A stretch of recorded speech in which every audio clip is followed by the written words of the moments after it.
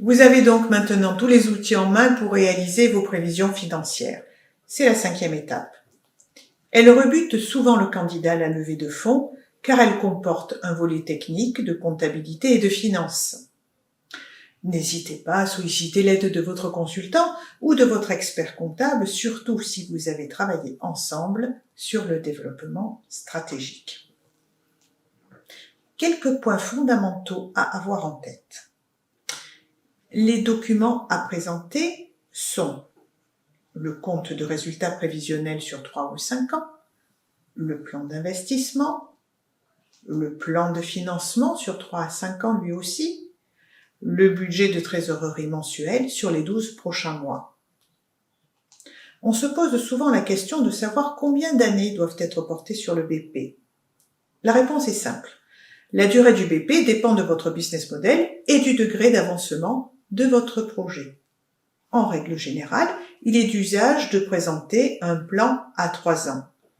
Mais si vous y avez intérêt, parce que la création de la valeur se fait plus tard, n'hésitez pas à présenter un plan à 5 ans. Pour ce qui est des chiffres, le plan d'action que l'on a construit va permettre d'établir facilement le plan d'investissement.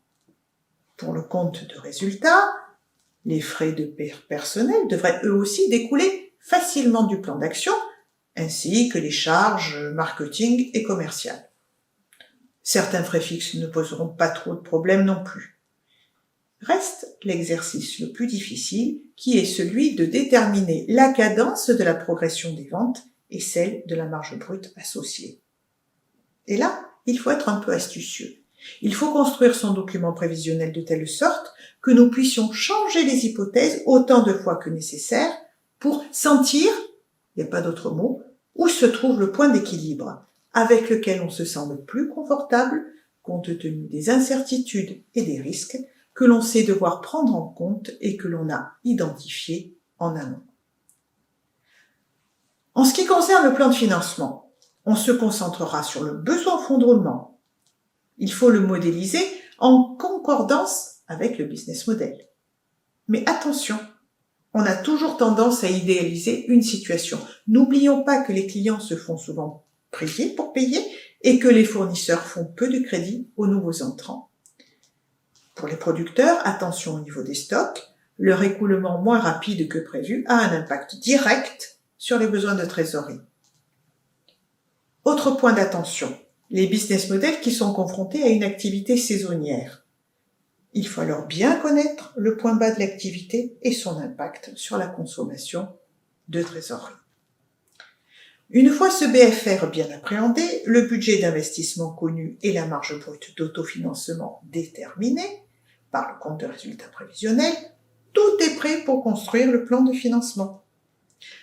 Le montant nécessaire pour équilibrer ce plan, c'est le montant de la levée de fonds.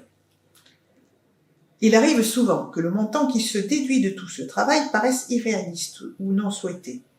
Va alors commencer un processus itératif entre la stratégie et ses conséquences financières jusqu'à une nouvelle fois trouver le bon équilibre entre l'augmentation de capital, la valorisation de l'entreprise et donc la dilution acceptable par les actionnaires actuels, le montant de l'emprunt envisagé et les équilibres bilanciels.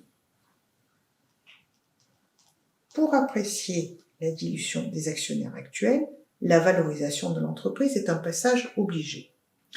Ce sujet étant très technique, je vous encourage à vous rapprocher d'un conseil sur la levée de fonds qui saura aussi vous guider sur les éléments stratégiques et la construction des données financières.